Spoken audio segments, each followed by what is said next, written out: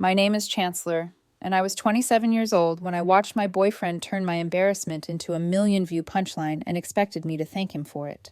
The video hit 847,000 views before lunch. By dinner, it was climbing toward 1 million, like it had a life of its own. It was the kind of growth he used to pray for back when his account was small. Back when we celebrated every little milestone like it meant something real. Except this time, the milestone had my face on it, frozen in humiliation, replayed in slow motion, stitched with laughing emojis and strangers calling me pathetic like I was a character they owned. The clip was from an upscale Italian place downtown. White tablecloths, candlelight, soft jazz in the background. The kind of restaurant where everything feels a little too quiet, like mistakes echo. I was mid-story, hands moving as I talked, acting out something funny from work. Then my hand swung too wide and my water glass went over. The crash, the splash, ice skittering across the tile. I felt the heat crawl up my neck in real time. I apologized to the waiter, grabbed napkins, tried to clean it fast, tried to shrink my body smaller so the moment would disappear. What I didn't know was my boyfriend was filming the whole thing. Not openly, not the way you film memories. He had his phone propped just right, camera angled like a trap, catching my worst second and saving it like currency. The next morning, my phone was full of messages. Friends, co-workers, even my cousin. Have you seen this? Is this okay with you? I opened his page and there it was, posted at 6 a.m., like an early morning joke for the world to laugh at before work. The title was something playful and cruel, stacked with crying, laughing emojis like that made it harmless. The edit cut straight to the slow-motion replay, then to my face, then to his voiceover laughing, pretending it was affectionate while making sure the punch landed. And he wonders why I can't take her anywhere fancy. I watched it once. Then again, because my brain kept trying to convince me I was misreading it, that maybe it wasn't as bad as it felt. But it was worse. The zoom in on my expression, the way the video ended on my embarrassment like that, was the climax. The comments were brutal. Thousands laughing, thousands piling on. And the top ones, the ones with tens of thousands of likes, were treating me like I was a meme. I called him. He answered on the third ring, breathless, like he was mid-workout, and my call was an interruption, not a consequence. "Hey babe," he said, bright and cheerful, like nothing was wrong. I could hear gym noise behind him, music, weights clanking, life moving on. "Can you take the video down?" I asked. He laughed lightly. The dinner one. "Babe, it's doing amazing. I already got 2 brand inquiries this morning. The engagement is insane." "It's embarrassing," I said, trying to keep my voice steady, trying not to sound like a woman begging for basic respect. His tone shifted, impatient. "It's funny content. Deal with it." Those words hit harder than the video did because they told me exactly what I was to him. Not his girlfriend, not his partner. Content, a tool, a punchline. "Okay," I said calmly. He grinned through the phone like he could see my surrender. "I knew you'd get over it." I paused just long enough to make sure he heard every word. "I'm getting over you." His silence lasted one breath, then his voice tightened. "What do you mean?" "You keep your followers," I said, calm and final. "I'll keep my self-respect. Goodbye." He tried to speak again, but I ended the call. Then I opened my phone and did what he never thought I'd do. I blocked him. One platform at a time, one door at a time, until there was no way for him to reach me except through the consequences he'd earned. He thought I'd cave by morning. He thought I'd be back, embarrassed but compliant, ready to smile on camera again. By morning, all he had was a viral video and an empty space where I used to be. I met him 2 years ago in a coffee shop downtown, back when his account was small enough that he still talked about it like a dream instead of a business. He was filming one of those aesthetic videos, soft light through the windows, latte art positioned perfectly, phone propped on a stack of books like it belonged there. He looked up between takes and smiled like the camera was an accessory, not his identity. I thought it was charming, creative, ambitious in a way that felt harmless, like a person building something from nothing. We started talking between shots. He asked if I minded being in the background for a second. I didn't. I waved, moved on with my coffee, forgot about it the moment I left. A week later, he messaged me. "Hey coffee shop girl. Want to grab actual coffee without the camera?" That line made me laugh, and that was the first hook. He knew how to make it feel personal, like I was real to him. The second coffee date was different. No ring light, no tripod, just conversation. He talked about goals, hitting 100,000 followers, landing real brand deals, quitting his job one day, and doing content full-time. I found it inspiring. He found me supportive. 6 months later, we were official, and by month 8, I was in the videos. Couple candas, day in the life, how we met, little surprising my girlfriend clips that made strangers comment things like relationship goals. It felt cute at first, like a shared hobby, like he was proud to show me off. But even in the beginning, there were small tells I ignored because I liked him. He would direct me. Say that again, but funnier. Hold on, redo that. Your face wasn't in the light. He'd ask for reaction shots the way people ask for napkins. Casual, automatic. I told myself it was normal, that it was his job, that I was being a good partner by helping. His followers grew fast. 50,000 became 150,000, then 300,000, then 500,000. Brands started sending free clothes, supplements, skincare, meal kits. Our apartment started looking less like a home and more like a set. Ring lights in corners, backdrops leaning against walls. His phone always charged, always ready, always recording. I'd come home from work and he'd already be filming, turning toward me with that bright on-camera smile. Hey babe, come here, I need a reaction shot. At some point, I stopped being his girlfriend and started being his prop. The person who made his content feel real. Views were higher when I was in frame. Engagement spiked when we looked happy. And that was the part that started to mess with my head because our real moments stopped feeling like ours. They became material. A fight became content about communication. A surprise gift became girlfriend reacts. Even my exhaustion became something he could frame as cute.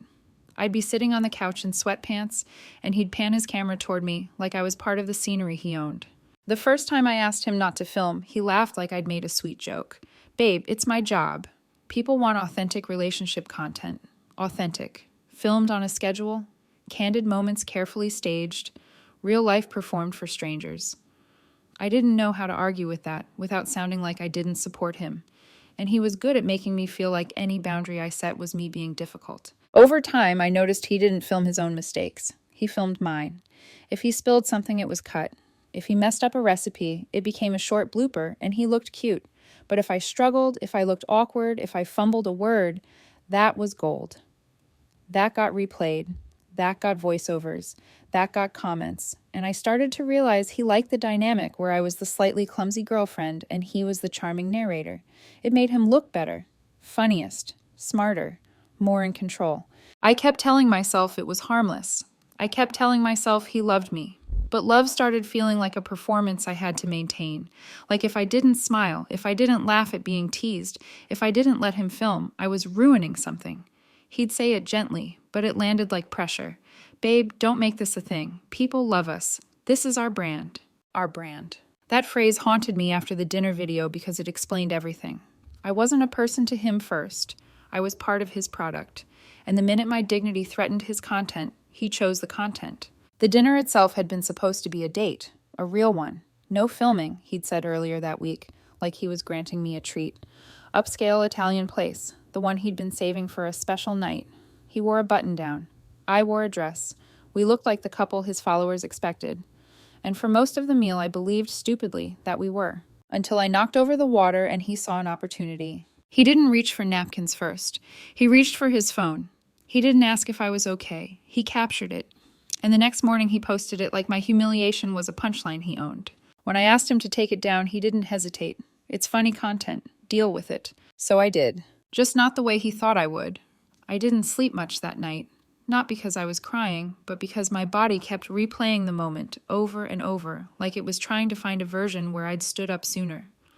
I lay there staring at the ceiling, thinking about how excited I'd been for that dinner, how I'd treated it like proof that we still had something real underneath all the filming. He'd said it would just be us. No camera, no stories, a real night. I'd believed him because I wanted to. By morning, the internet had decided who I was. I didn't open Instagram on my own account. I didn't need to. People made sure I saw it anyway. Messages from coworkers I barely spoke to. A text from my aunt asking if I was okay. Even a Slack ping at work that just said, "Hey, saw something online. You good?" I felt like I was walking through my day with a spotlight on me, except I'd never agreed to step on stage. I watched the video again, this time without sound. That made it worse. My face in slow motion, the second before the glass tipped, the second after it shattered, the way my shoulders hunched like I was bracing for impact. I recognized that look. It was the look I'd worn more and more around him, the one that said I was trying not to inconvenience anyone with my feelings. I scrolled through his replies to comments. He was engaging, joking back, feeding the algorithm. When someone wrote, "Your girlfriend looks so embarrassed," he responded with laughing emojis. When someone said, "This is savage," he replied, "She knows I love her." That one made my chest tighten. Love wasn't supposed to feel like this. I drove over to his place that afternoon because I needed to see his face when I said it again. Not over the phone, not through text. I needed him to understand this wasn't about embarrassment. It was about consent, about respect, about not turning someone you claim to love into entertainment for strangers. He opened the door wearing matching athleisure, phone already in his hand, mid-story. He smiled automatically and tilted the camera toward me. "Hey babe, you're in frame." The fact that being in frame was the first thing he said felt like a final confirmation. I stepped inside and waited while he finished talking about hydration and tagged a brand. Only after he hit post did he look at me like a person. "What's up?" he asked. "You look serious." I told him again, "I need you to take that video down." He sighed like I was asking him to delete his entire career. "We talked about this. It's already viral. You can't just erase it now. It's part of the feed." "I didn't consent to being filmed like that," I said. "I didn't consent to being mocked." "You're always on camera," he replied. "You know how this works. It's not that deep." That was the moment I knew we weren't speaking the same language anymore. He heard numbers. I heard dignity. He saw engagement. I felt exposed. I tried one last time, asking him to imagine how he'd feel if I'd done the same to him, if I'd filmed his worst moment and laughed, while millions watched. He didn't even pause. "That would never happen," he said. "I wouldn't let it." "Exactly," I said quietly. He crossed his arms, defensive now.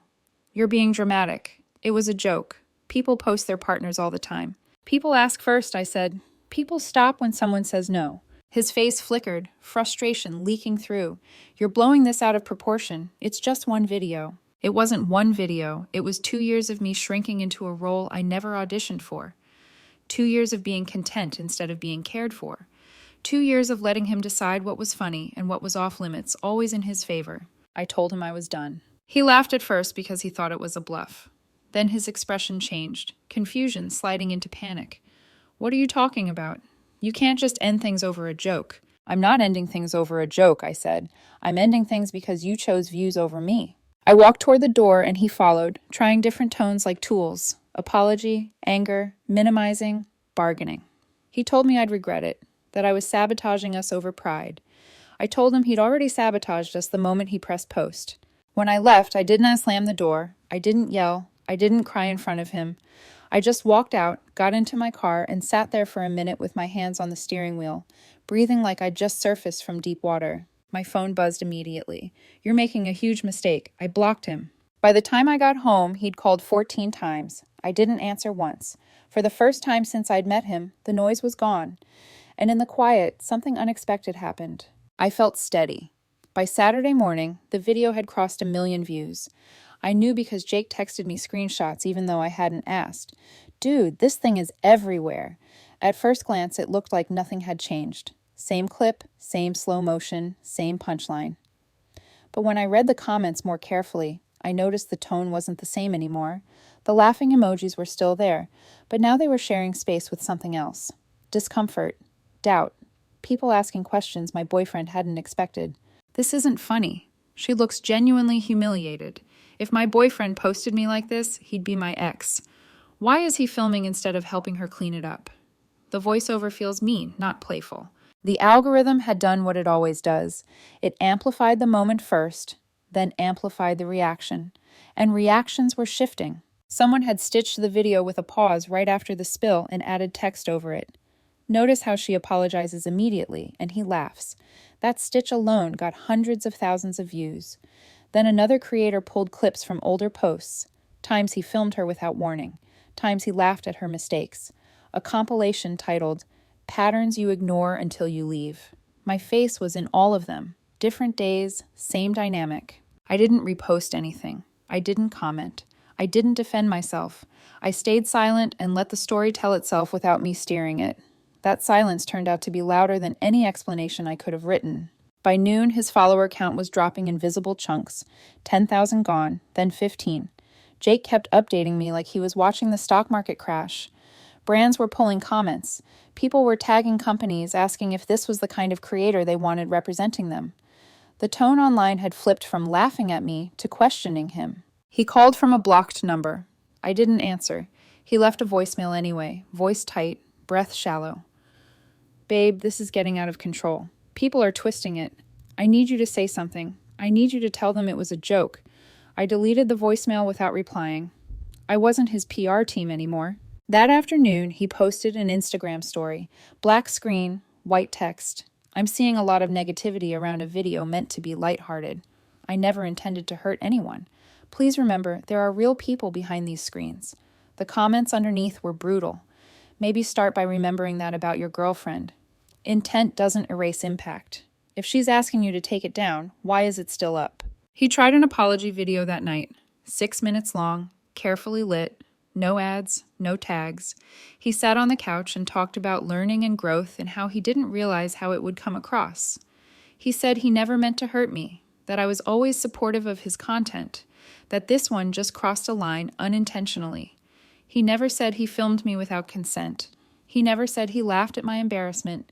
He never said he chose views over me. He said sorry the way people do when they're apologizing to the algorithm, not the person they hurt. The like-to-dislike ratio was ugly. Comments pointed it out immediately. This feels like damage control. Notice how he says I didn't realize. Not I was wrong. Where's the video now? Why is it still monetized? Sunday morning, he posted again. A screenshot of an email from a brand he'd worked with for months. After reviewing recent content and public response, we've decided to move in a different direction. He captioned it, lost a girlfriend and a brand deal in one weekend. Crying emoji. The caption backfired instantly. People weren't sympathetic. They were angry. Maybe don't make your partner the joke. Actions have consequences. I didn't feel happy watching it unfold. I didn't feel victorious. I felt confirmed. Like the universe had underlined what I already knew and handed it back to me without commentary. By Monday, his follower count was down nearly 40,000. The video was still up, but now it lived in a different context, not as a joke, as evidence. He messaged again from another number. Please, just tell them you're okay. Tell them we talked. I blocked that number too. For the first time since the dinner, I sat down and ate without checking my phone every 2 minutes. I spilled a little salt reaching for the bread and froze out of habit, waiting for the lens, the laugh, the edit. Nothing happened. The moment passed. No one cared. It was just a human mistake in a quiet room. That was when it hit me. This wasn't about the internet turning on him. It was about me finally stepping out of a role I never agreed to play. And the internet had simply noticed what I'd been living with all along. 2 weeks passed, and the noise slowly changed shape. The outrage softened into commentary, the commentary into think pieces, the think pieces into something quieter but sharper. Accountability. People weren't tagging me anymore. They were tagging him, asking questions he couldn't answer without admitting the truth he kept avoiding. Why was the video still monetized? Why did it take public backlash to apologize? Why did the apology center his intentions instead of my consent? He tried to reach me again, this time through email, a long message that read like a draft he'd revised 10 times. He said he was in therapy. He said he was learning about boundaries. He said he'd lost himself in the grind and forgot what mattered. He said he missed me. He said he'd delete every video with me in it if I asked. He said he'd make his account private. He said he'd change. What he didn't say was why he hadn't stopped when I asked the first time. What he didn't say was why it took brands pulling out for him to realize there was a problem. What he didn't say was that he would have left the video up forever if it kept performing. I read the email once, then again, and felt nothing move inside me. Not anger, not longing, just distance. I didn't reply. That week, a creator I followed posted a video essay about consent in relationship content. She never said my name, but the clips were obvious. She talked about how humor becomes harm when one person controls the narrative, how filming without consent isn't authenticity, it's exploitation, how partners aren't props. The video went viral, comments filled with people sharing their own experiences, times they felt reduced to content instead of cared for. Jake texted me. She's basically reading your diary.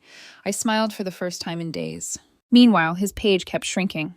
Not collapsing dramatically, just eroding. Another brand quietly ended a partnership. Another campaign disappeared. His content still posted on schedule, but the engagement was thin, the comments cautious. He stopped making jokes, stopped doing voiceovers. The confidence that used to bleed through the screen looked strained now, like he was performing regret without knowing how to live it. Friends asked me if I felt bad. I told them the truth. I felt sad that it came to this, but I didn't feel guilty. Guilt belongs to the person who crossed the line, not the one who stepped away from it. One night, scrolling on a burner account, I saw he'd posted a story from our old apartment. Same couch, same wall, no ring lights in frame, just him sitting there, phone down, staring off. The caption read, "Taking a break to reflect." I closed the app. Reflection wasn't my responsibility anymore. What surprised me most was how quickly my nervous system settled once I stopped being watched. I slept through the night, ate without rushing, laughed without checking angles. I didn't flinch when my phone buzzed. I didn't feel the urge to explain myself to strangers. I started remembering who I was before everything became a performance. And that felt like coming home. 3 months later, my life looked different in quiet ways. I moved into a smaller place with big windows and morning light that didn't need a filter. There were no tripods in the corners, no chargers snaking across the floor, no constant hum of something needing to be captured. The silence felt earned.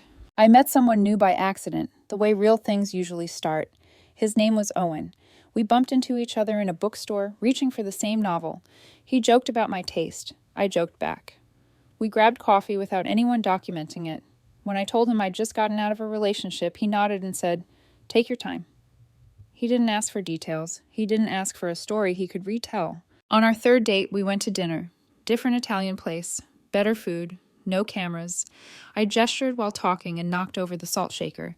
My body froze for half a second, bracing for the laugh, the lens, the edit. Owen slid a napkin over and said, "Happens to me all the time. No performance, no punchline, just a moment that passed." That was when I knew I'd made the right choice. I never went back to that life.